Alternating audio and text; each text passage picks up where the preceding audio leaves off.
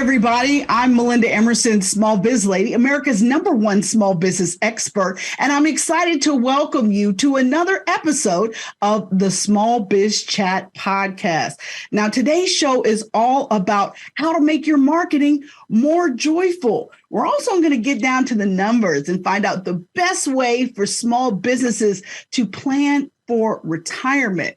And we're going to talk about social selling in terms of your sales enablement tools. I've got an expert here that's going to talk about that. So we're all talking about growth, wealth creation, and how to make marketing just not feel like drudgery, right? So we're also going to be looking at all the things you need to be thinking about. We're in a recession, things are changing. And so we're going to talk about what should you be doing now. So if you hate marketing, hopefully by the end of this podcast, we're going to change your mind and give you some simple tools to simplify all of that.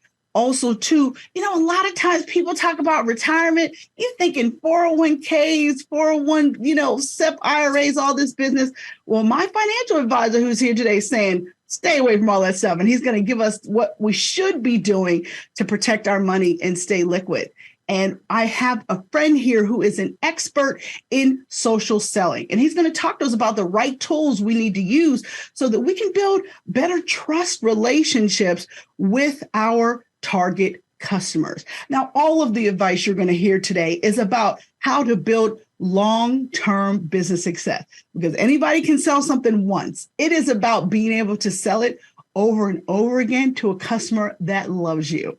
So when we think about the Small Biz Chat podcast, we are basically a peer-to-peer mentoring program. We're here to give you advice that you have to pay a lot of money for, but you don't, because we provide it every week here on the podcast. And you're going to hear just some amazing sage advice. Now, you can hear the Small Biz Chat podcast on my Facebook page, on the Small Biz Lady Facebook page. You can also catch us on our YouTube channel. And by all means, if you're listening to us on your favorite podcast channel, please give us a review and share it, because we want to make sure that more people have access to these great experts. Now, tonight's guests are Shannon Hernandez. She is the CEO of the Joyful Business Revolution. We have Curtis May, who's a financial planner, who's going to talk to us about his business, Practical Wealth Advisors. And my good friend Phil Gerbyshak is here, and he's going to talk to us about all things sales enablement and social selling. So I can't wait to hear from each of them. Now it's time for me to introduce my first guest, Shannon Hernandez. And she's all about joy in your life and in your business. She's the founder of the Joyful Business Revolution, a business growth strategy and consultancy that works with brick-and-mortar and online service-based businesses. Shannon and her team specialize in joyful business growth solutions and organic marketing that help their clients grow, align with their audiences, and develop deeper customer relationships. She's specifically known around the world for her content personality wheel. And when she's not teaching, she's spreading joy and funding projects that impact the world and its people. For more information, check out joyfulbusinessrevolution.com. Shannon, welcome to the Small Biz Chat podcast. Hey, Melinda. Thanks so much for having me. Oh, I'm so happy that you're here. It took months for us to get it together, so I'm glad you're finally here. So tell us your origin story. How did you get on this path to entrepreneurship that veered you to becoming a marketing expert? Yeah, this is such a fun story. So I was a teacher for 15 years. I taught 10 years in Charlotte, North Carolina, and 5 years in Spanish Harlem and New York City. And then I was like, you know what? I kind of need to find some more joy and reinvent myself.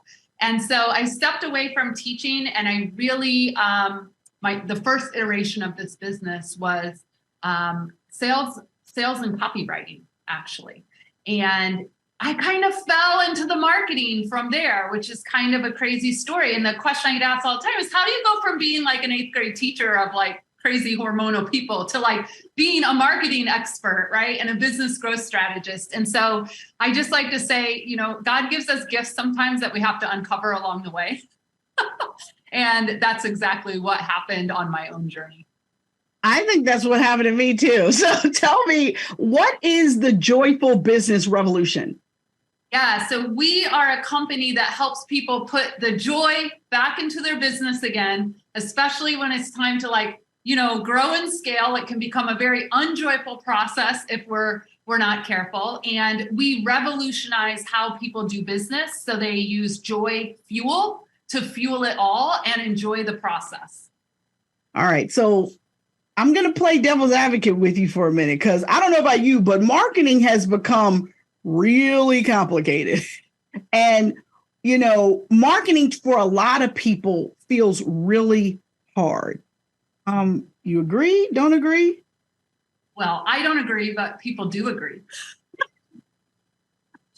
Marketing can be really hard for people, no matter what stage of business they're in. And so we like to really teach the who, the what, and the when, WIN, right? It's like, who are you aiming to reach, and have you dialed that in, and can you get even smaller? Because if you're talking to everyone, you're talking to no one at the end of the day, right? So I know we hear it all the time, the riches are in the niches, but it is true. It's very true. Like, how much smaller can we get in our messaging? And then the what is their most urgent problem? Right. And so I taught a class today, and I love when people come and they come to get help with their messaging and marketing, and they say, oh, but this is what I'm selling. And I'm like, you may be selling that, but that's not what their most urgent problem is. Nobody wakes up in the morning and says, oh my gosh, I need to transform my life with a life coach. They're not saying those words. You've got to get so small in your messaging that you can actually call in the people. And then the final one is the win. WIN. What's the quickest win you can give your new potential client? Right? Mm-hmm. What is the quickest win so that they're like, ooh, that works. This person knows what they're talking about. I want to learn more from them. I love that. The who, the what, and the when. I love it. What is the win?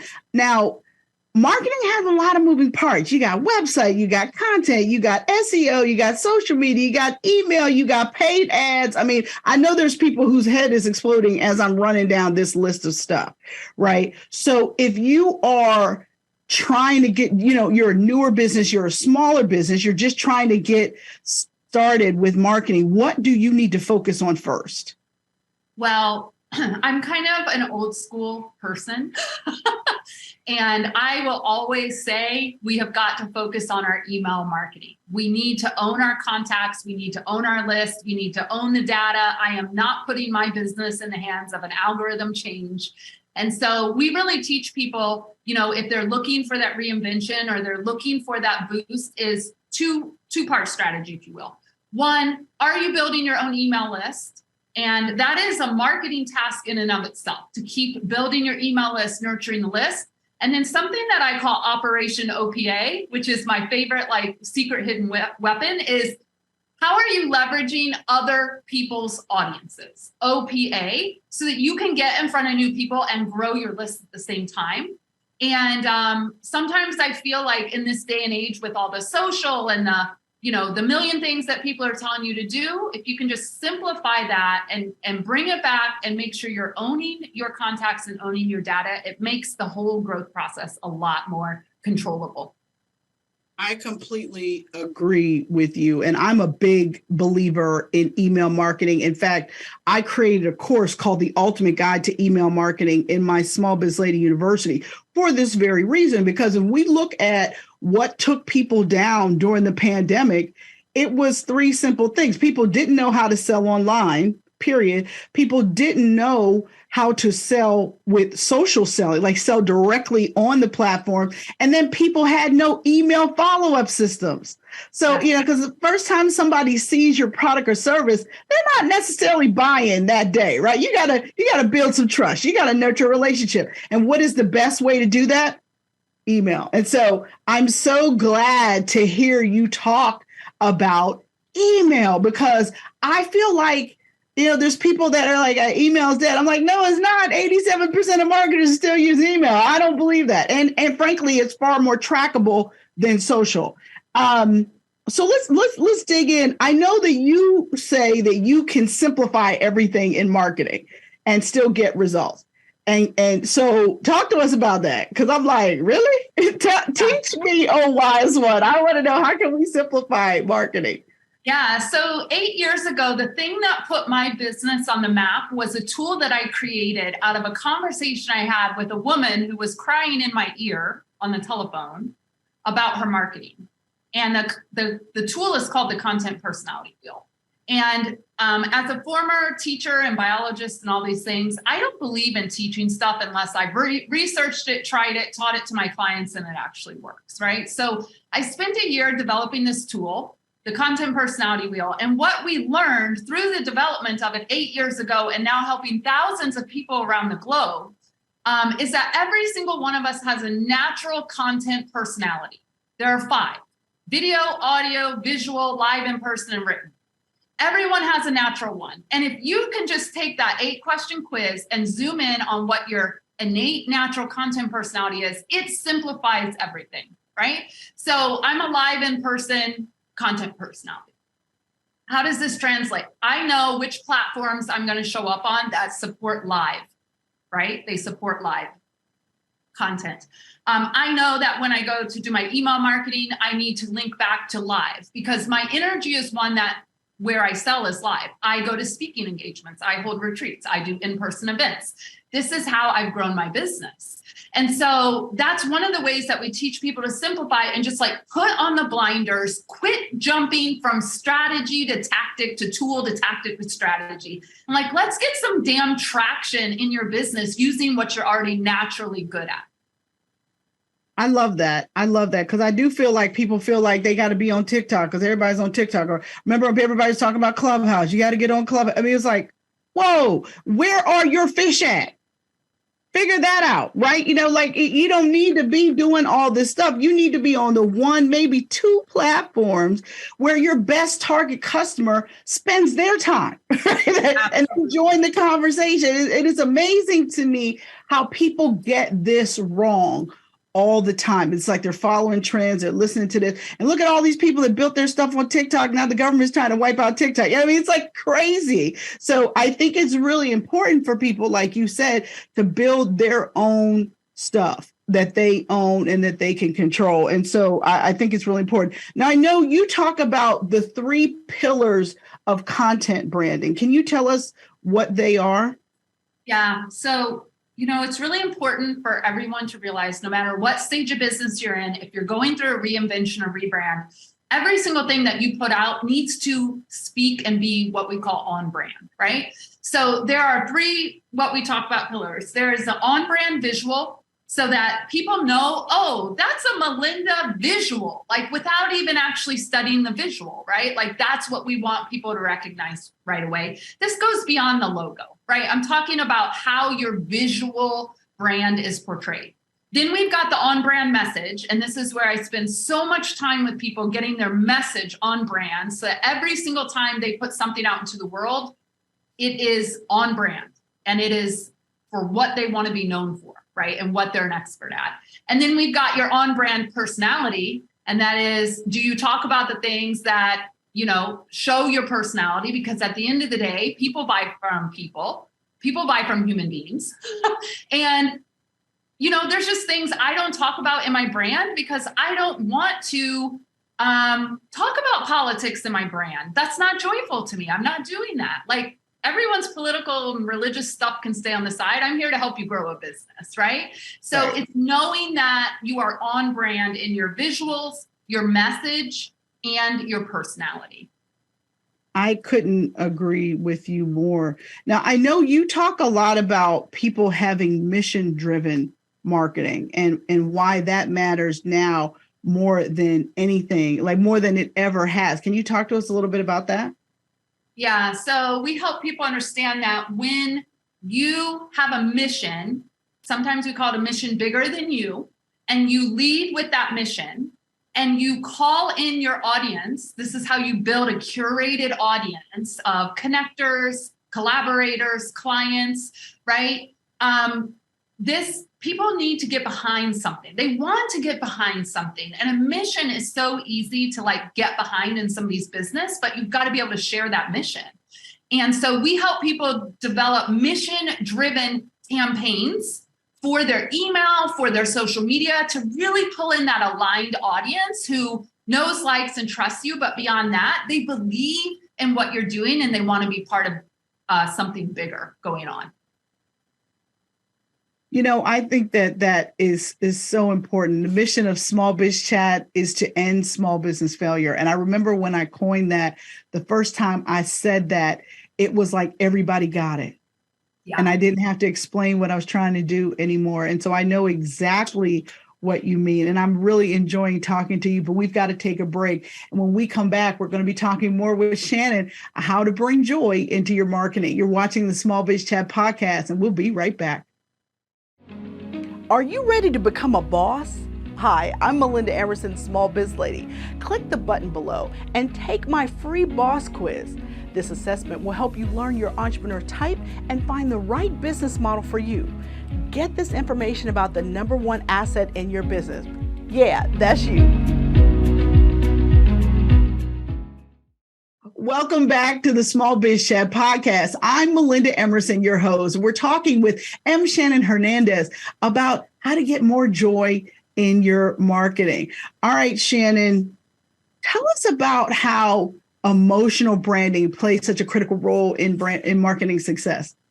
Yeah, emotional branding is everything. I have built my entire brand on organic, story-driven marketing to date. And I've been in business 11 years.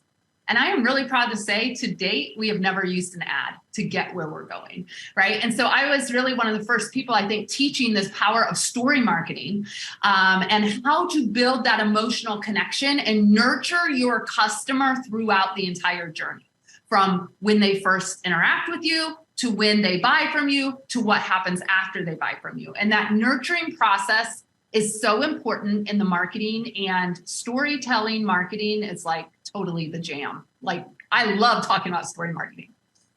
Love it. Love it. All right. Now I'm going to switch gears on you just a little bit. Marketing is one thing, but how do you follow up after your marketing without coming off like a pest? Yeah. Well, I teach something called invitation selling, where I only have the sales conversation if I invite you into it and you accept. So there's no cold DMing. There's none of that stuff. We don't do that in this brand. We don't teach that. And so we have a framework we teach our clients called Love Your Leads. And for each part of the process that your future clients are in, we teach you different ways to love and nurture your leads so that they become a yes from a no or not yet. And it's one of the most beautiful things is to build deep relationships like that. I love it. I love it. All right. Last question. What is the best business advice you've ever gotten?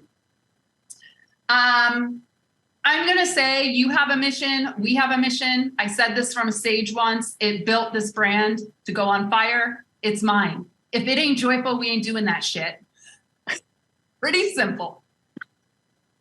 I love it. I love it. Well, thank you so much, Shannon, for helping us understand your joyful business revolution. I love it. And I want you to stand by. We're going to bring you back in a little bit. But when we come back on the SmallBizChat podcast, we're going to be talking about what you need to do to prepare for your retirement. And it's not the advice you probably think we're going to give. You're watching the SmallBizChat podcast, and we will be right back. Hi, I'm Melinda Emerson, Small Biz Lady, and I want to welcome you to Small Biz Lady University. Our mission here is to end small business failure. So all of the courses here are about two things: how to become your own boss or how to make money online. So that's what we do here. So whether you want to learn about email marketing and sales funnels, or you're ready to get started with social media selling, or if you're really just getting started with e-commerce, you might want to jump into our How to Sell and Market Online course. Either way, if you want to learn how to become your own boss and do it well, I have everything you need here at smallbizladyuniversity.com. If you have any questions or have any technical problems getting signed up, just email us at support@melindaemerson.com. Take care.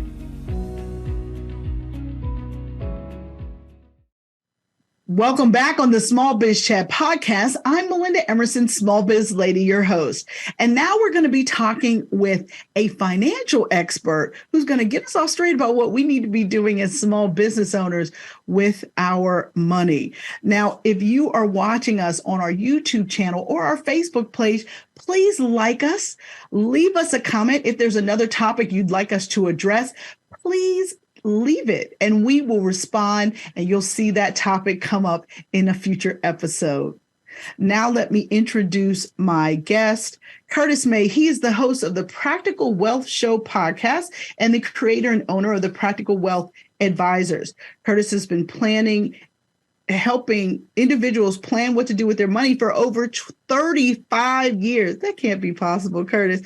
He is passionate about helping his clients save money and live their best life right now. His primary focus is financial planning for individuals and families to become financially free by following the principles of wealth creation that have endured for centuries around the world. For more information, head over to practicalwealthsolutions.net. Welcome to the show, Curtis. Thank you. Thanks for having me. Excited to be here. Yeah, no, I'm so excited. Oh, gosh, I think I have known you 30 years. So I'm so excited to have you finally on my podcast. So, Curtis, you've been doing financial planning for 35 years. How did you get into the field? Well, I was 12, just to show the length and no. Actually, I started at 20. I always tell the story. I realized the NBA was not looking for 5'11" shooting guards.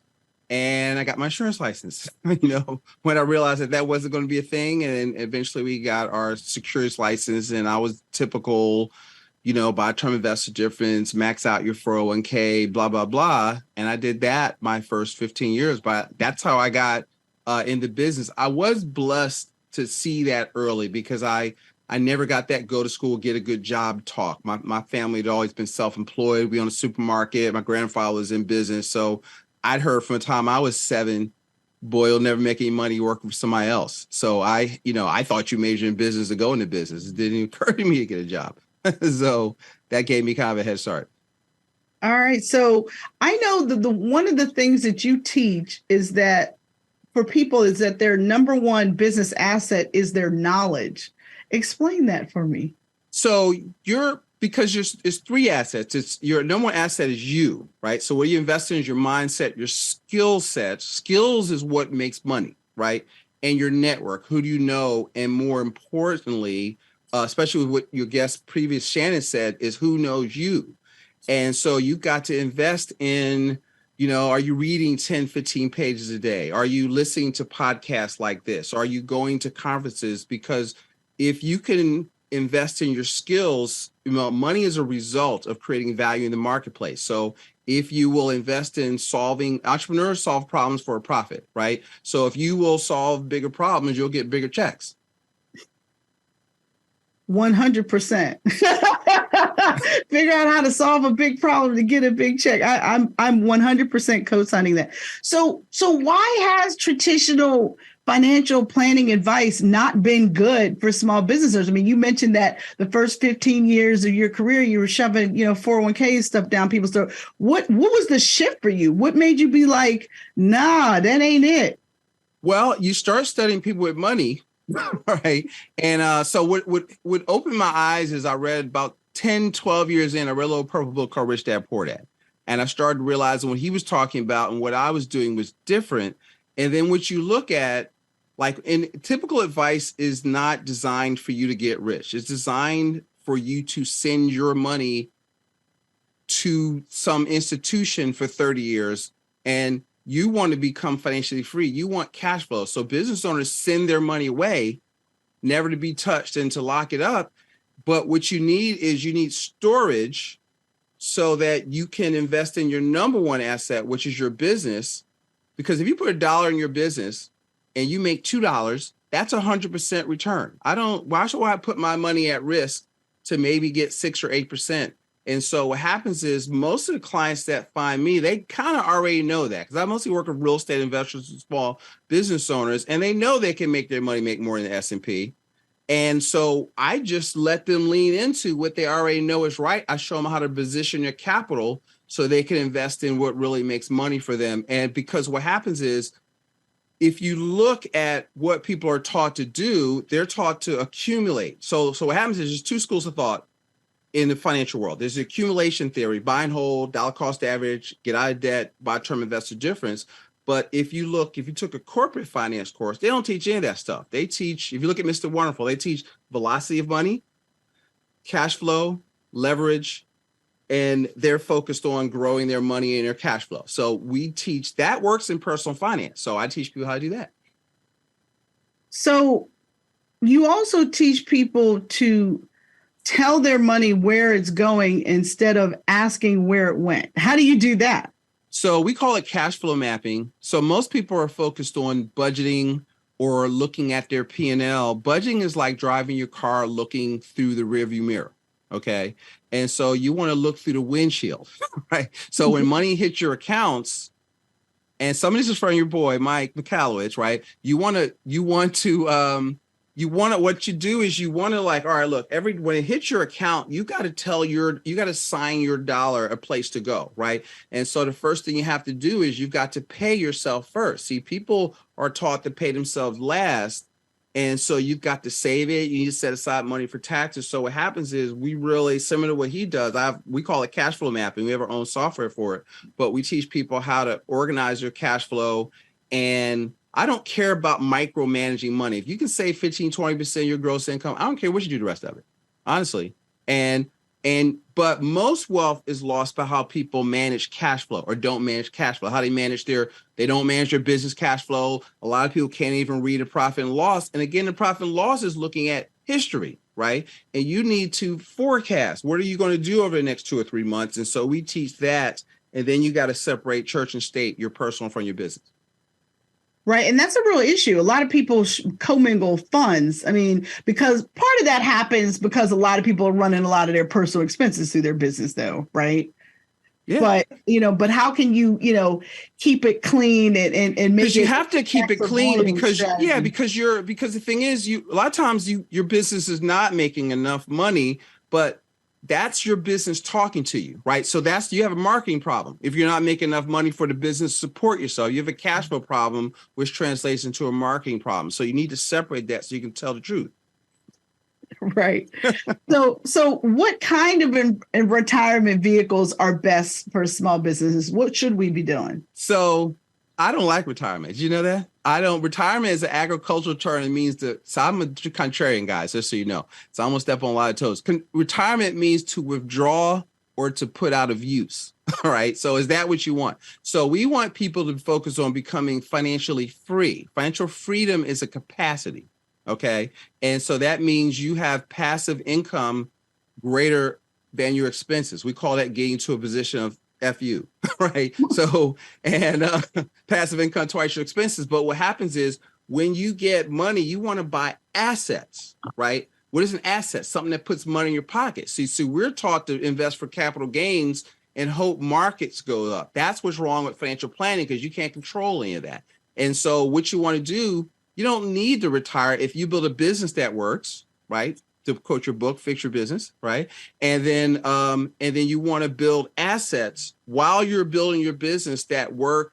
So like if you've got, if you're buying an apartment building a year or you're buying a property a year, what you want to be able to do is buy income producing assets. And now you have the capability of working or not working. So we don't necessarily want our people to put out of use. So I don't love what you want me to say. Like, so I don't love SEPs and solo 401ks because they only do two things. They defer taxes, which your more accurate word is postpone, and they defer the calculation of those taxes. So you got to ask yourself, do I think in the future will the government need more money or less, right? And so do you all want all of your money in a joint account with the Treasury Department? I'm just saying. And so you got to, so you tie it up because see what people do, what typical advice is with accountants and financial people is to put 50 grand into your SEP. So they write a $50,000 check to avoid writing a $10,000 check to the tax man, right? And then you tie your money up in an entity you can't have access to for 10, 20, 30 years. Now you got a couple $1 million in your qualified plan. You think, well, I want to retire now. This is my money. It's not your money, right? So just wherever you have in there, take 35, 40% off of it, because that you only postpone taxes and the money comes out as ordinary income. And so a lot of people are not looking at the back end and the wealth transfers that are associated with what they're taught to do. A transfer means going from your asset column to somebody else's. So is it really about liquidity? Like, is that why you're saying this doesn't work? Because small business owners, things happen, recessions happen, pandemics happen, people need access to their money. Is that why you're saying that? Yeah, if I would do it in an order, it's liquidity, right? Liquidity, use, and control is the first place where I want people to put their money. So when we talk about our principles, we want people to save. Let me define saving: safe, liquid, accessible, guaranteed. Okay. So I'm not saying not do that. You have to look at that, and you've got to ask yourself, because see, when I talk about investing, so let me define what I think is an investment. Investment, so I use Warren Buffett and Benjamin Graham's, his mentor's definition: something you put your money into where your principal is safe and you have a reasonable opportunity to make a profit. Okay. That's Benjamin Graham. He said, if it doesn't fit that definition, you are speculating. You're not investing. So most people are speculating with the majority of their capital, because you can't control whether markets go up or down. So I don't think that's a prudent use of the majority of your capital. If you look at the Forbes 400, these people get rich, or if you read The Millionaire Next Door, they only credit their stockbroker or their financial person like for reason why they're a millionaire, like 11%. They found a business that they liked and they grew that. So they don't make their millions in mutual funds. They make it building their business and being a good steward of their resources, investing in what they understand. I completely agree with you. This is a fascinating conversation. And when we come back on the Small Biz Chat podcast, we're going to talk more with Curtis May about what all of us business owners need to be doing to get our money straight. I'm Melinda Emerson. You're watching the Small Biz Chat podcast, and we will be right back. Are you ready to become a boss? Hi, I'm Melinda Emerson, Small Biz Lady. Click the button below and take my free boss quiz.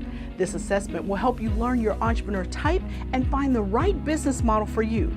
Get this information about the number one asset in your business. Yeah, that's you.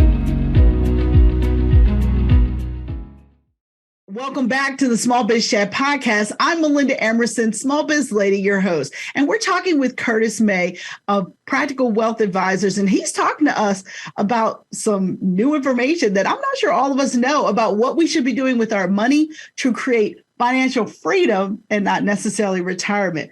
All right, Curtis.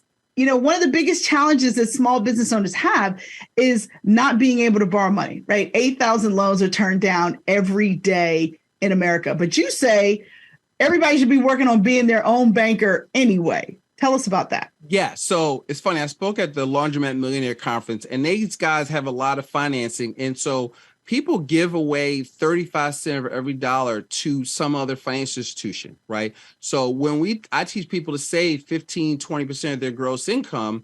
And then we call it the Money for Life program, which our formula is get money, bank it, borrow it, spend it, repay it, right? So get money, make money, bank, save it somewhere that'll allow you to be the bank where you can collateralize an asset. So we use, I don't usually get too much into products, but properly structured dividend paying whole life insurance. We overfund those. Now our clients have a situation where they can access capital. I have people that can access hundreds of thousands of dollars with a fax or a phone call. And then so an opportunity to buy a business so you have to make payroll, or COVID happens and you can buy somebody else's business, or you need capital. You don't have to jump through hoops and qualify to get it, but you do have to build your business. See, most people think too short term, and you need to capitalize. See, if you have money, which means you got to save it, opportunities will find you. You don't even have to go looking, right? So most people we teach people, don't be afraid to capitalize, save money so you can prepare for emergencies and opportunities. And we teach people to be the bank. Love it. All right. And what are the 3 rules of investing, Curtis? So the 3 rules of investing are, this will keep me out of a lot of trouble. Invest in what you know. Okay. Right. Invest in knowing. Right. So if you don't know, but this is what you want to know, invest in knowing, invest in vetting people. If you want to give it some else, you need to learn how to vet good operators, like you like doing syndication or something like that. Invest in what you can control and what you can influence the outcome of. Does it generate cash flow? That's the second rule. And the third rule is don't chase returns. See, most people are chasing returns. They're just gambling. They're hoping the market goes up. They heard this at the water cooler. They're suffer from FOMO, fear of missing out. And this is what everybody else is doing. But if you quote Uncle, what I call Earl Nightingale, he says, listen, the majority is usually wrong. You have to do the opposite of the majority. The majority is broke. That's why there's 99%ers and 1%ers, because they do opposite stuff. Got it. All right, Curtis. And what is the best business advice you've ever been given? The best business advice I've ever given is that my dad told me it takes 2 to 5 years to build a business. So he says you have to give your efforts time to compound. Most people they don't save enough and they don't stay in long enough to give it time to work. That is excellent advice, and it's absolutely true. I completely agree with it. Great advice. Curtis May, thank you so much for being here with me. I think you dropped a lot of pearls out here today, so hopefully people will be following up with you to get more advice. All right, when we come back, it's time to talk about sales enablement tools with my buddy Phil Gerbyshak. All right, you're watching the Small Biz Chat podcast, and we will be right back. Hi, I'm Melinda Emerson, Small Biz Lady, and I want to welcome you to Small Biz Lady University. Our mission here is to end small business failure. So all of the courses here are about two things: how to become your own boss or how to make money online. So that's what we do here. So whether you want to learn about email marketing and sales funnels, or you're ready to get started with social media selling, or if you're really just getting started with e-commerce, you might want to jump into our How to Sell and Market Online course. Either way, if you want to learn how to become your own boss and do it well, I have everything you need here at smallbizladyuniversity.com. If you have any questions or have any technical problems getting signed up, just email us at support@melindaemerson.com. Take care.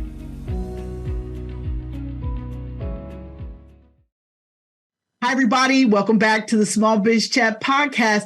We hope you're watching us on our Facebook channel or our YouTube page. Please like us and share. And if you hear something you like, leave a comment. Or if you see a topic that you want us to cover, leave it. We will absolutely respond in a future episode. All right, now it's time for me to introduce my guest. He is going to talk to us about high-tech, high-touch selling, and his name is Phil Gerbyshak. Phil is a sales expert, keynote speaker, and author with over 20 years of experience in sales and marketing roles. Throughout his career, Phil has worked with and for various companies, including P&B Barnabas, Bamboo HR, Morgan Stanley, UBS, Strong Investments, and many others. Phil has gained a deep understanding of sales strategies and techniques, working in sales as a sales enablement consultant. As a sales coach, he helps people drive adoption and top-line revenue. He emphasizes the importance of high-touch selling. And if you want more information about the importance of technology and modern sales, head over to philgerbyshak.com. Phil, welcome to the Small Biz Chat podcast. Thank you, Melinda. It's great to be with you again. Oh, it's good to have you back, my friend. So tell us, how did you get into sales, Phil? Well, I started out talking to people on the phone to help them move their internet history. And we would tease them and we tell them, well, you just have to type a bunch more URLs, right? A bunch more addresses. Well, that wasn't true, but I really like talking to people. So I moved from there into actually selling high-speed internet. Well, high-speed internet wasn't always very high speed. We went from 56K to, 384K, and it wasn't very high speed. So I got used to talking to people on the phone, and such began my sales career. All right. So you are a specialist in sales enablement, and this has become one of these $50 words I'm not sure everybody understands. What is that? And what are some of your favorite sales tools? Yeah, well, so there is a lot of discussion around what the heck is sales enablement. But one of the best definitions that I've found is sales enablement is the activities, systems, processes, and information that support and promote knowledge-based sales interactions with clients and prospects. So what the heck does all that gobbledygook mean? It basically means if it can help you talk with your prospects and your clients better, it's sales enablement, right? You want to communicate. That's the whole key. And a lot of people, sadly, they don't know how to do that. So how do we do that, right? What are some tools that help us? First, you got to have a CRM. Salesforce, of course, is the behemoth, right? They're great, but I would also say Nimble and Relatable are two much more approachable, less enterprise version ones, better ones for small businesses. With that, you need a writing tool. You have to be able to communicate written word better. So Lavender is a great tool to make your emails more personal. And then ChatGPT, if folks aren't using a little bit of AI yet, well, that's a problem. Use that. Now, don't take it as gospel, right? You still got to make it your own. You got to fact check, but absolutely use that for ideation. Two more things I'm going to share with you. One is on prospecting. Sales Navigator for LinkedIn is the best prospecting tool out there because it allows us to categorize our folks. And the last thing, Zoom and Restream for video. Zoom is great. It allows us to have private video, but Restream, if we want to interview people, we want to have conversations, or maybe we are not smart enough to use Zoom because for some, it's a little too complicated. Restream makes it super easy either to go live socially or to privately record a conversation. Love it. Love it. These are some great, great tools you've talked about. And I'm a big fan of Nimble also. So tell me, what do you think? I mean, because basically you're talking about social selling. That is what you're talking about. So what do you feel like the core elements are of social selling? I know you talked about the tools, but what do you need to be doing to be effective with it? Sure. Well, so with that, right, social selling, modern selling, I think, right, where all sales is social now. Everybody, we're not driving thousands of miles anymore in our pickup truck to go sell things, right? We're selling to people either over the phone or we're doing it over Zoom or something like that. So with that, first, we need to be really comfortable with who we are, right? We have to be more you. Really important, right? Who are we? Are we trustworthy? Then we have to be an expert, right? In your prospect's problems, your prospect's industry, in your prospect's job. Expert enough that you can actually have a conversation with them. They want to talk to you. And then you have to think about connecting, then solve. This is the content that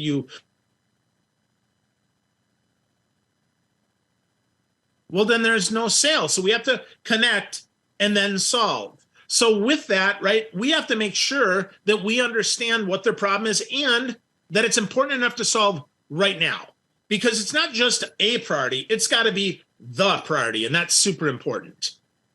I couldn't agree with you more. Now, I know you talk about high touch selling in a high tech world. Isn't that a little bit contradictory? I mean, don't you have to kind of be doing one or the other?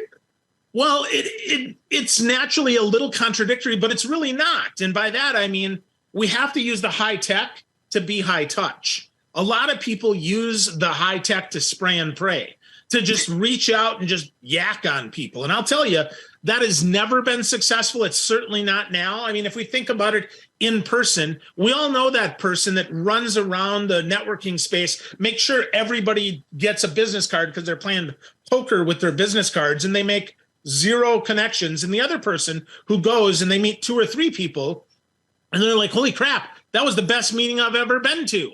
Well, which one do you want to be in? With modern selling, with high touch selling, our goal is to touch fewer people, but in a more deep, meaningful way. Absolutely. So to that end, you're saying don't send out 100 messages, in LinkedIn a day, or post a ton on social media, or send out a newsletter every day. Is that what you're saying? Yeah, I'm saying don't do that, right? What I'm saying instead is you need to talk to people who actually can do business with you. Your goal needs to be complete at least 5 revenue-producing activities a day. That does not mean posting to social media. Does not mean passively just sending out your email newsletter. I'm not telling you those things aren't important. You got to market, right? You've got to market your business. Shannon said that earlier today. I couldn't agree more, right? You have to market your business. But that being said, if you want to sell, you got to have sales conversations. You got to treat your prospects like they're already your customers, and you got to serve the crap out of them and try to help them as best you can so that they're like, wow, if you would do this in a first call, I can't imagine what you do in a next call. Or if you're selling a product or service, if your sample is so good, right? If it's so good, I can't imagine what a whole meal would be or a full engagement with you. That's the goal here. That's what we need to be doing. Not just the fact that we made food, but the fact that we're actually giving it to people who want to eat it. Right, right. So how do you build a strong sales pipeline? You're saying, okay, I got to do 5 revenue producing activities a day. And you're saying not necessarily social media, but then what do you need to be doing to fill up your CRM? Like, how are you building that sales pipeline? Well, first, a strong pipeline is a relative term. If you're closing at 50% of your business, you only need 2x in your pipeline of what your goal is. So you don't need 1,000 people in your pipeline. I mean, heck, I can't nurture 1,000 people. I can send 1,000 people an email newsletter, and that's okay, right? But at some point, you've got to turn that down into those revenue producing activities. So how do we keep them warm? That's a better question than a pipeline, because we want to keep them warm. We want to keep them interested. We want to let them know that if we are taking customers, here's how to get in touch with me so that they can see if they want to work with us, if they want to buy from us. But really, our goal is to keep a whole bunch of people on the bench, but not hot, ready to work with you when you don't have any capacity to serve them. You want to keep enough pipeline that it is enough to cover what you need and maybe a little bit more, because even if I believe that I can close at 50%, that doesn't always happen. So it's great to have a little bit more, but not a whole bunch more. Yeah, I agree with you. There is a strategy of having 30 customers versus having 100, right? I mean, that totally makes sense. Now, I know one of the things that you teach and that you coach people around is to do service over sales. And how does that make money in today's high tech world? Yeah, well, service is more important than ever. Service means that you're actually useful, that you're providing something of value to your prospects and your customers. Value, it means progress, right? We hear a lot, be of value to your customer. Well, what does that mean? It means progress, right? Progress towards their goals. So if you want to serve your customers, you need to help them progress towards their goals. So it starts with finding out, why are they working with you? What do they want to accomplish? And then you work towards that. And that's being of service, because we're sitting on the same side, Melinda. I want to help you solve your problems, right? I want to help you solve your problems. I'm not trying to sell you anything.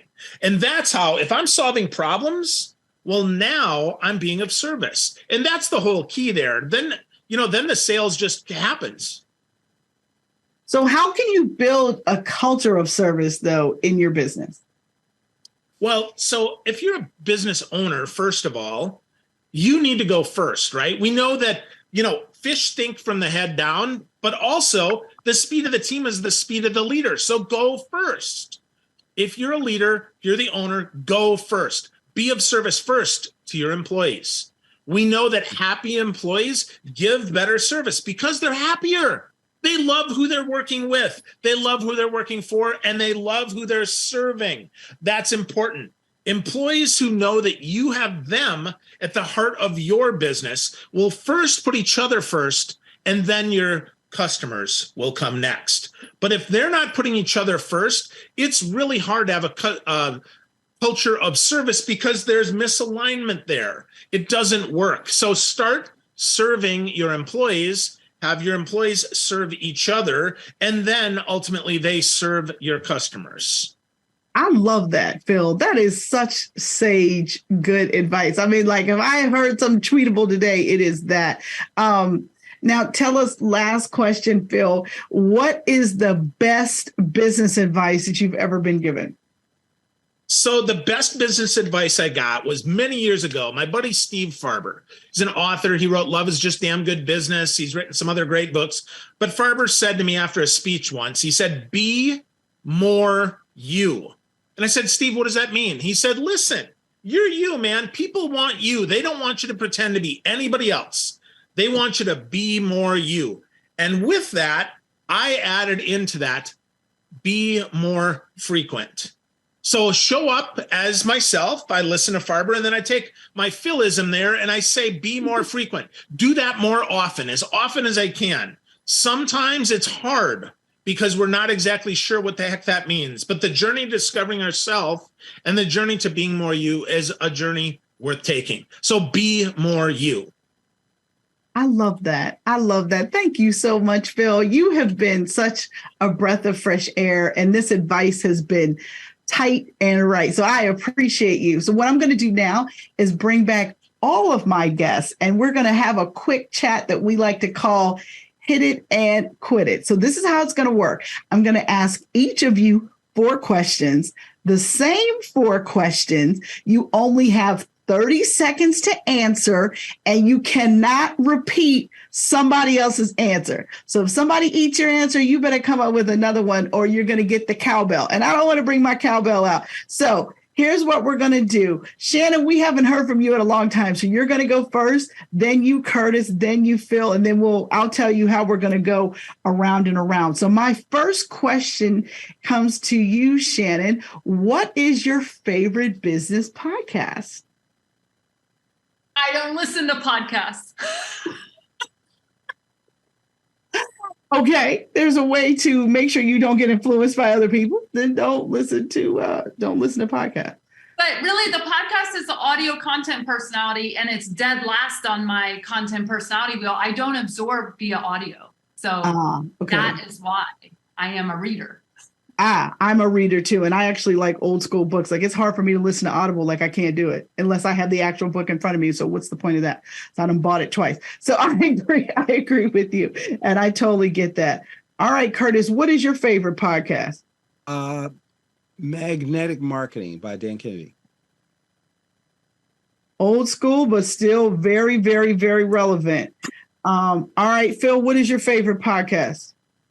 Oh, so I like Rethink the Way You Sell with Jeff Bajorek. Jeff has got such great insight. He tells great stories, and he makes it super simple. Love it. Love it.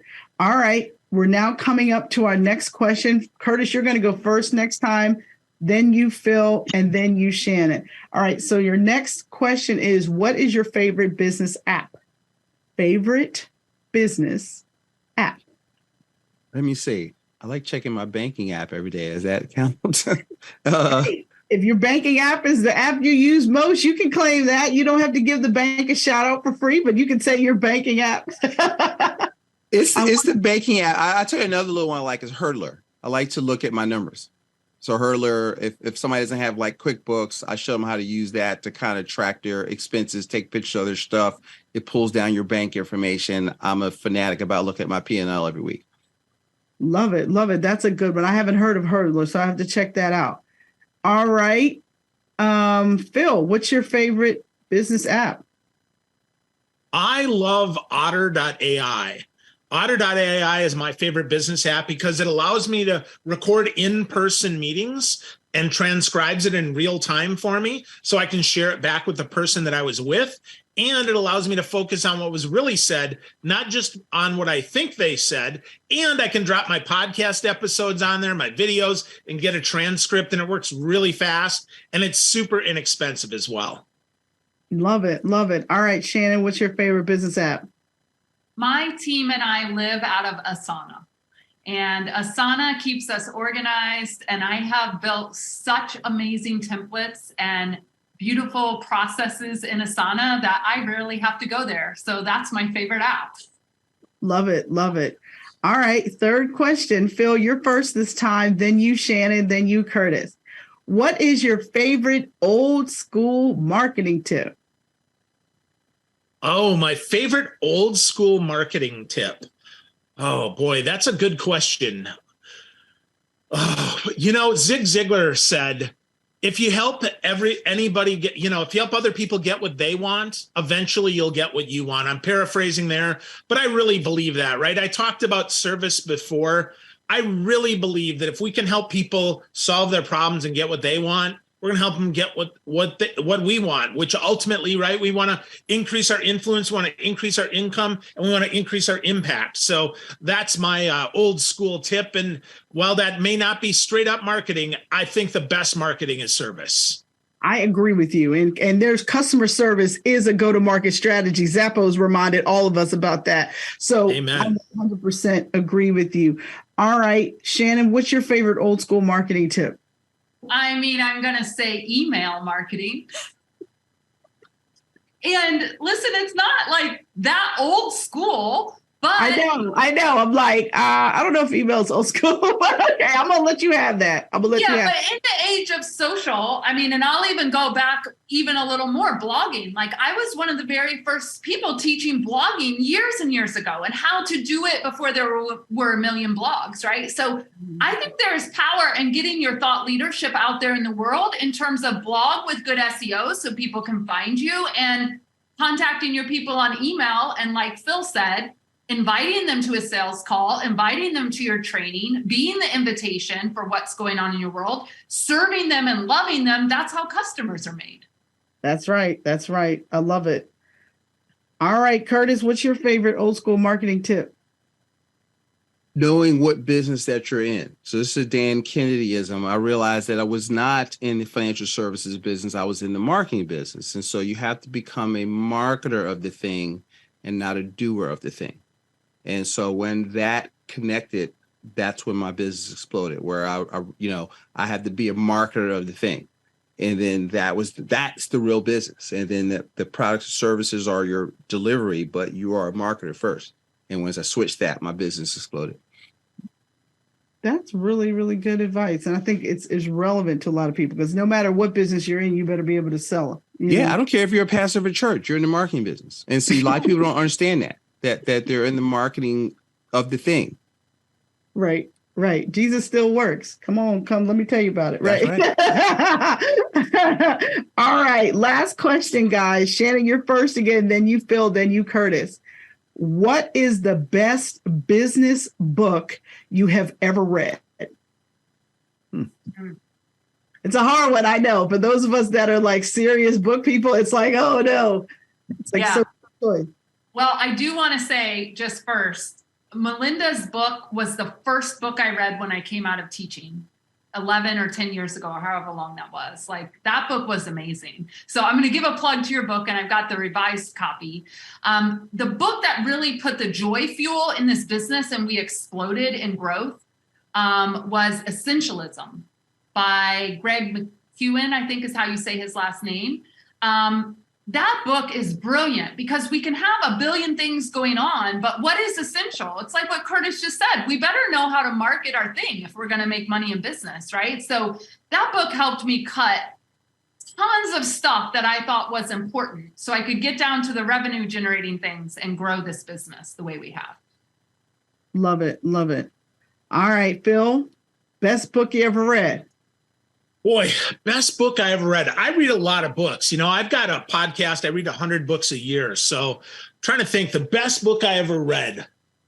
Well, if I'm going to give you the book that I would recommend, folks, if you've got call reluctance or you want to do better at sales, I would read the 3rd edition of Art Subject's Smart Calling. It's a book that I read the 1st edition many years ago. The new and revised edition has some social in there as well. Art is fantastic. If you go to smartcalling.com, or you can spell Subject, Sobczak, you can get to know Art. He is fantastic. That would be the book that I would recommend folks start with if you're looking to start your business, you want to boost your sales. Got it. All right, Curtis. Oh my! I wish I could pan and show you my bookshelf. That's a hard question. I've been thinking about that. I would say, and Rob kind of hinted this. The first book that really started me thinking the way I think is The E-Myth, in terms of how to McDonaldize your business and seeing the business as something outside of you. And so that kind of started me down that road and into marketing and the whole thing. So The E-Myth, I'll put that out there. You know, for many, many, many years, that was the book that I recommended to people. And I really like his book, The E-Myth Revisited, actually. But these days, one of my favorite books, and like you guys, I read hundreds of books a year, and people mail me books. I mean, it's insane. Like if my house was ever on fire, I'd be like, save my son, and then please save my books, right? But my favorite book that I love to recommend right now is Disrupt You by Jay Samit. because he says in order to disrupt the world, you got to start by disrupting yourself. And that's I believe that he talks about how to do that, how to dig deep and look at what you're doing and your motivation and then unleash it on the world. So I love that book, and I buy it and give it away to a lot of young people who all want to be ballers without doing the work to learn their industry. Anyway, but you guys are so terrific. Thank all of you for being on my show today.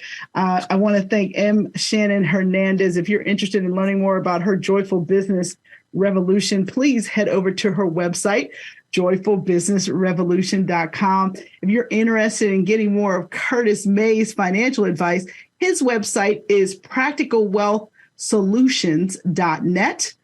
And if you want to learn more about social selling and all the great things that Phil teaches, head over to philgerbyshak.com. Thank you all for joining me for this episode of the Small Biz Chat podcast. If you're ready to accelerate your business, I'm relaunching my 12 P's of Running a Successful Business Masterclass this May. Give me 12 weeks and I'll turn around your business and remove chaos from your life. If you want more information, classes start first week of May.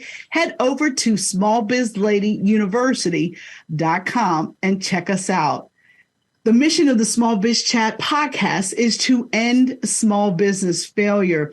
My name is Melinda Emerson, the Small Biz Lady, and I want to leave you with this. You never lose in business. Either you win or you learn. God bless everybody.